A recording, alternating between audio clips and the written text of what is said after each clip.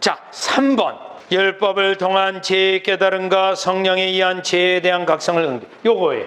반드시 성령께서 율법을 가지고 그 심령을 상한 심령으로 만들어 놓고, 그래야 자기 자신의 행위로 구원받으려는 것을 포기하고 그리스도에게 가기 때문에. 특별히 마태복음 12장 20절이요. 상한 갈대를 꺾지 아니하며 꺼져가는 심지를 끄지 아니하기를 심판하여 이길 때까지 하리니. 성령께서 율법을 가지고 항복을 받아내는 장면, 항복을 받아내는 과정. 항복해서 전부여 의지 없어서 하고 손드는 거예요. 그래야 어떻게 돼요? 그리스도가 보여요. 그리스도에게 가요.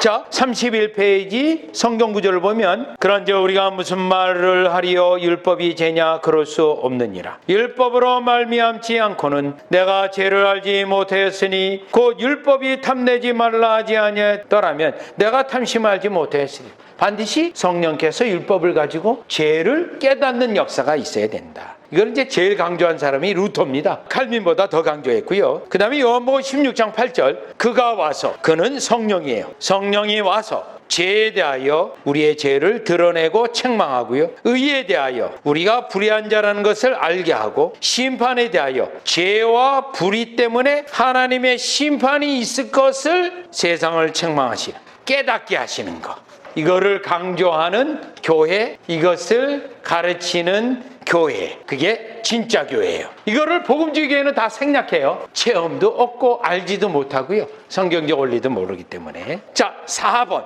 성령의 부르심으로 인한 거룩한 성질이 심령에 새겨지는 것과 그로 인한 거룩한 삶을 강조해야 됩니다. 성령의 유한 부르심의 효과가 거룩함을 추구하게 된다는 이 가르침을 강조해야 됩니다.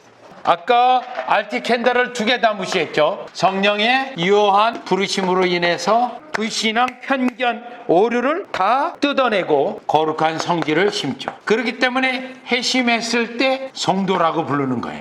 그런데 반드시 성장해야 돼요. 그래서 성령께서 계속 역사하셔야 돼요. 알티캔다는 이것도 부정하고 이것도 부정한다 그랬죠. 동시에 강조해야 되는데요. 베드로후서입니다. 1장 4절에서 8절입니다. 이로써 그 법에롭고 지극히 큰 약속을 우리에게 주사 이 약속으로 말미암아 너희가 정욕 때문에 세상에서 썩어질 것을 피하여 신성한 성품에 참여하는 자가 되게 하려 하셨느니. 이게 거듭남이에요. 거룩한 성질을 심는다. 그 다음부터는요, 성장해야죠. 그러므로 너희가 더욱 힘써 너희 믿음의 덕의 지식을, 지식의 절제를, 절제의 인내를, 인내의 경건을, 경건의 형제 우애를, 형제 우애의 사랑을 더하라. 이거를 있는 힘을 다할 때 될까요? 안 될까요? 잘 안 돼요. 그렇기 때문에 예수님을 더 붙잡는 거예요. 이런 것이 너에게 있어 업적한즉, 여기서 중요한 게 있어요. 이런 것들을 행할 때 완전합니까? 안 완전합니까? 우리가 불완전하다는 사실이에요. 중요한 건 이거를 행할 때 나의 불완전함을 알아요. 행할 때. 게으른 자는요, 이 정도면 됐는데 부족함을 몰라요.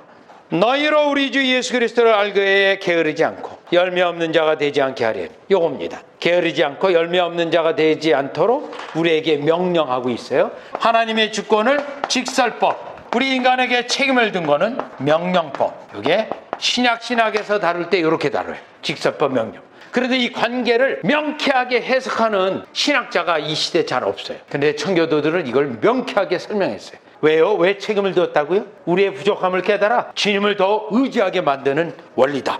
그러니까 이것만 강조하면 하이퍼칼빈주의가 되고 이것만 강조하면 알미니안주의가 돼요. 근데 성경에 2개가 다 있으니까 2개를 밸런스를 맞춰야 돼요. 사실은 그것을 개혁신학이라고 불러요.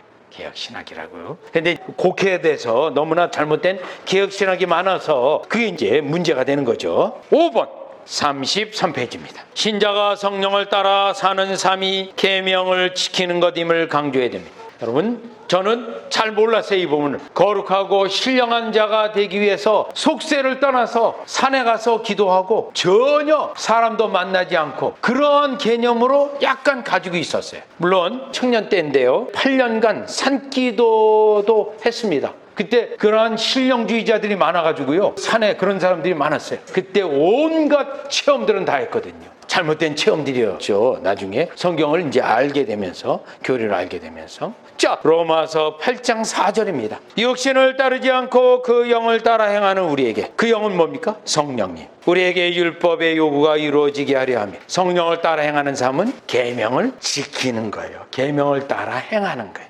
이게 성령론의 가장 중요한 거예요. 은사 체험, 뭐 신령한 체험, 그게 중요한 게 아니에요. 그거는 하나님의 교회 사역에서 성도들을 위해, 나를 위해가 아니에요. 성도들을 위해 주실 때 사용하면 끝이고 하나님께 영광 돌리면 끝이에요. 그걸 가지고 내 은사가 이 정도니 나에게 기도받아야 된다, 그런 사람이 많습니다. 어떤 사람은 교만하기 이를 데 없어요. 암 걸려서 병원 아이고 나한테 와서 안수 한번 받으면 끝날 텐데 저거 뭐 이런 거, 자기 영광 나타내고자 주신 게 아닙니다. 정말 그 은사가 있다면